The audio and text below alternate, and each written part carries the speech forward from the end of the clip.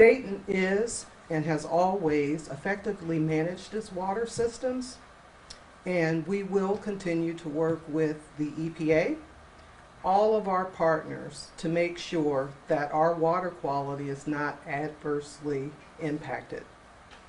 Dayton continues at this time, and we believe this will be true into the future, to meet and or exceed all water quality standards set forth by the EPA, and that does include PFAS.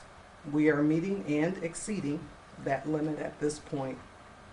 Our customers should have absolutely no concern about the water quality here in Dayton's water system. That is the statement that we wish to share. Why would the county come up with this press release? What's behind that?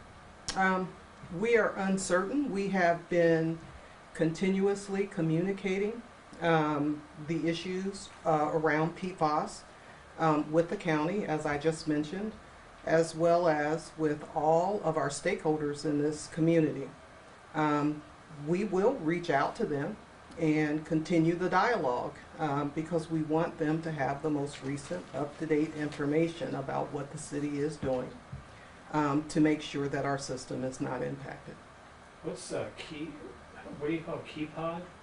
Oh, PFAS. It's fluoroalkyl compounds. So PFAS is a compound that has been readily used in firefighting foam, plating industry, Teflon coated pots and pans. It's a chemical that has been widely used since the 50s. And it is something that is showing up and is very persistent in the environment. I think last year you guys all did a series of articles when we found that we had monitoring wells in the system that had shown some level of PFAS. Well, those are the monitoring wells. We have a source water protection program that has wells that are far away from our production wells. It's an early warning system that lets us know if there is a threat that's coming towards the water system. We're managing that. And so our water system is being effectively managed. We are managing any threats to the system. When was the last time any check was made, or when was the last time you actually checked the system or saw the numbers? Look to Mike. We check the system constantly. So we continue to monitor monitoring wells. We continue to monitor the plant's inputs and outputs for levels of PFAS and other things as well. Report those to the EPA on an ongoing basis, so it's a continual process. I'm sorry, is that daily, weekly, monthly that you're reporting to the EPA? Well, there's certain things that are reported monthly, but we do checks with various different things on a daily basis. It all depends upon, what we're testing for. The county, in their press release, said something about that they were doing this because they haven't been getting the communication from the city of Dayton about the water.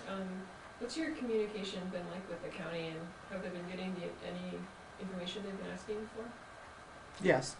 When we do sampling, especially of the water that's coming into the plant and out of the plant, they receive the test results to show what the water quality is. We are providing that on a monthly basis, or are you guys doing that? I think some is monthly and some is quarterly. Some is quarterly, correct. And so they do receive that. And as early as last week, we gave them quite a bit of information about testing throughout the system.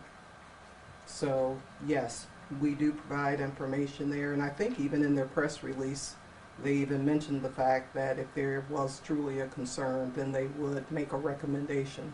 So I think they admit the water quality is fine. So what steps now are going to happen between you and the county? Because the press release does mention that there will be discussions, and so what happens next? So we would continue our dialogue. We will continue to meet and discuss not only this issue, but any issue that arises about the water system. We also have committees that are meeting on a regular basis. That's the staff that are responsible for running the water systems.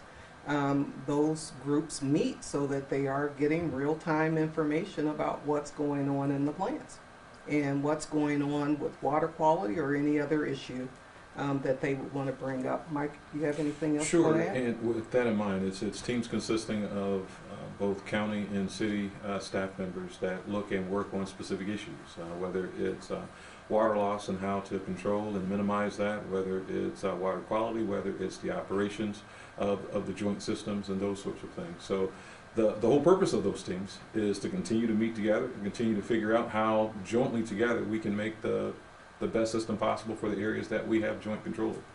So in the meantime, what should the residents do? Continue to turn their taps on and feel free to drink ample amounts of our drinking water. It is quality drinking water. I drink nothing but our drinking water. We would not put anything out there that would be harmful to the citizens that we serve or our customers, and that does include Montgomery County, Greene County, and everyone that we serve within the greater Dayton region. You can turn your tap on with confidence.